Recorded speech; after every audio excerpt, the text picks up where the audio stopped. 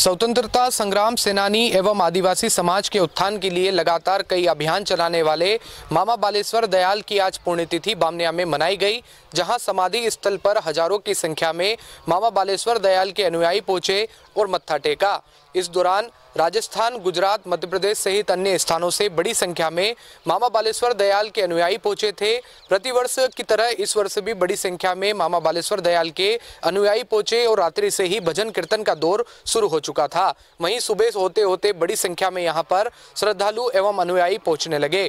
Police प्रशासन के द्वारा भी यहां पर पूरी व्यवस्थाएं की गई थी ताकि यहां पर आने वाले लोगों को किसी भी तरह की कोई परेशानी का सामना न करना पड़े। मामा बालेश्वर दयाल की पुण्यतिथि को लेकर कई राज्यों से अनुयायी पैदल यात्रा करते हुए भी पहुंचे थे और यहां पर पहुंचकर उन्होंने मामा बालेश्वर दयाल की समाधि स्थल पर मत्था टेका और फिर मामा बालेश्वर दयाल का आशीर्वाद लिया। आपको बता दें कि मामा बालेश्वर दयाल आदिवासियों के मसीहा थे।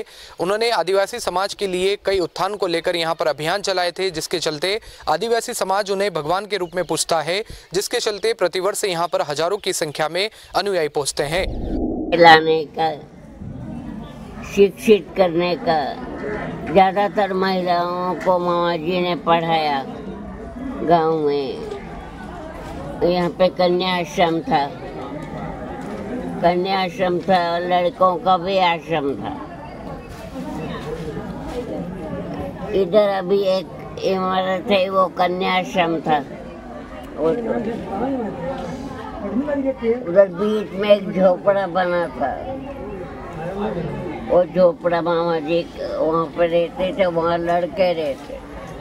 मामा बालेश्वर दयाल मामा ने उनका स्थल रहा था, काम करने का आश्रम था। यहाँ से बहुत लोगों को जागरूक किया और बहुत लोगों को खास करके राजनीति में बहुत जागरूक किया। लोग बड़े बड़े ऊंचे पायदान पर गए और समाज में सुधार लाए, क्रांति लाए। समाज में जितनी भी कुरीतियाँ थी, शराब अन्य प्रकार की कुरीतियाँ थी, उनको दूर किया मामा बालेश्वर दयाल ने। तो इसको लेकर के और अभी आज पुण्यतिथि उनकी 26वीं आई थिंक पुण्यतिथि है, उसको लेकर के और ज़्यादा गतिविधियाँ चल रही है समाज में जागरूकता। देखिए, एक तो सबसे बड़ी बात यह है कि हमने मामा जी को महामानव बनते हुए देखा है।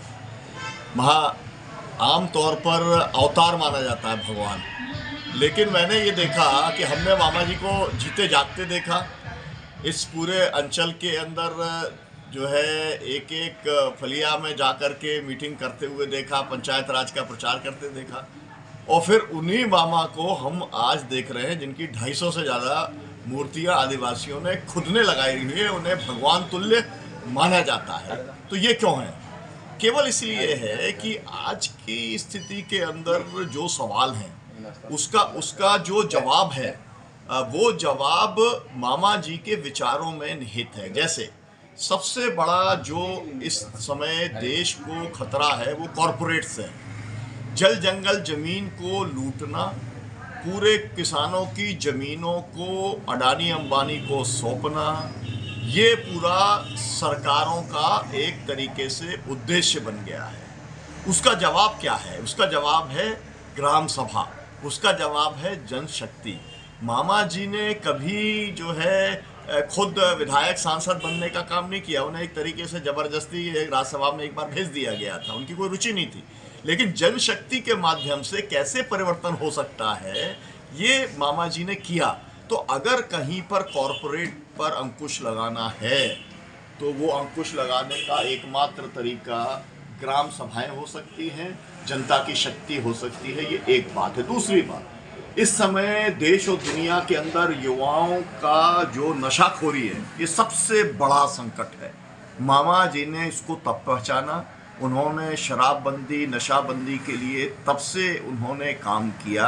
मुझे लगता है कि मामा जी के विचार पे अगर चला जा सकता है तो ये देश में जो पूरी की पूरी युवा पीढ़ी को, मैं ये नहीं कहूँगा कि वो नशे में डूब रही है, उसे डुबाया जा रहा है। क्योंकि जो सरकारें हैं उनके पास में रोजगार नहीं है, तो वो रोजगार तो दे नहीं सकती। तो उनको शराब इतनी उपलब्ध करा दो कि वो अपना पूरा का पूरा भविष्य जो है वो भूल जाए और वो नशे के अंदर पूरी तरीके से वो डूबा रहे। पेटलावद क्षेत्र की तमाम खबरों के लिए बने रहे सीबी लाइव के साथ शान ठाकुर, पेटलावद।